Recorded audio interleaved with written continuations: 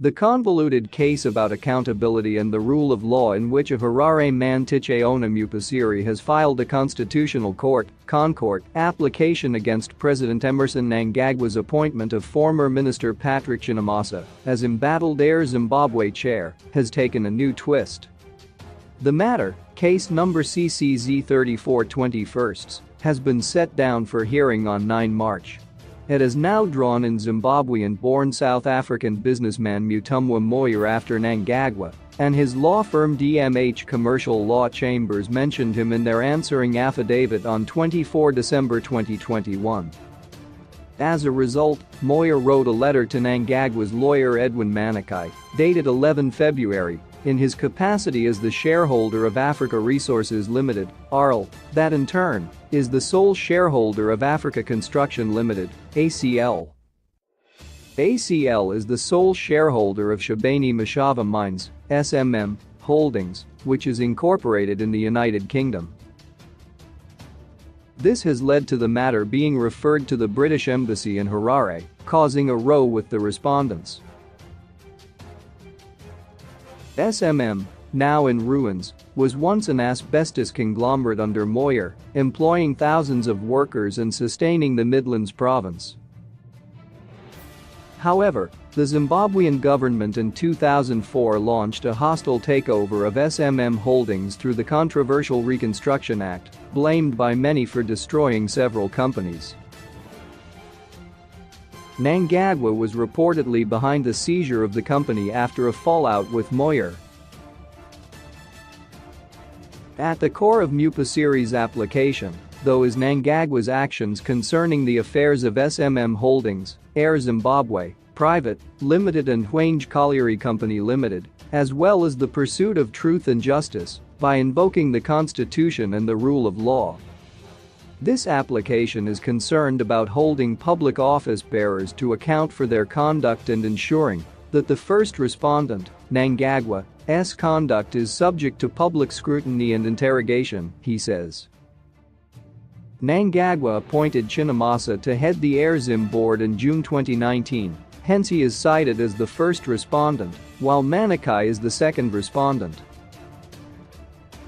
Mupasiri indicated in his founding affidavit that no relief was being sought from Manikai, who is said to have made some revealing remarks last year about Mnangagwa's actions, as he is cited to assist the court in determining the matter in the interest of justice. There was no suggestion in Mupasiri's papers that speak to the vindication of SMMH as the sole shareholder of SMM in relation to the reconstruction of the company, Moyer says. Manikai gave a version to Frederick Mutanda that the president was part of the persons who were involved in scheming the process that led to the reconstruction of SMM in the manner it was implemented. Moyer adds, "It is not for you to then start implicating people on a scandal that you directly authored." Manikai, whose agency as the president's lawyer has been called into question by Mupasiri, is said to have made remarks implicating Mnangagwa in the SMM demise in a chat with Mutanda on 27 March 2021. In his application, Mupasiri says Mnangagwa appointed Chinamasa to head Airzim, a company whose control and management was divested from its directors and shareholders. The case has drawn in South African courts, judges and President Cyril Ramaphosa. It also has a Zambian dimension amid allegations of corruption and looting of funds.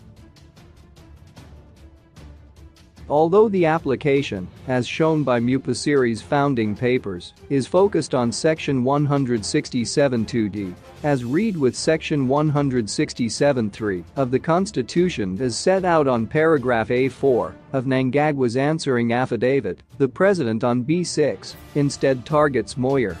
A proper consideration shows the application champions the cause of SMM Holdings. Mr. Mutumwa Dziva Moyer also deposed an affidavit in support of the application.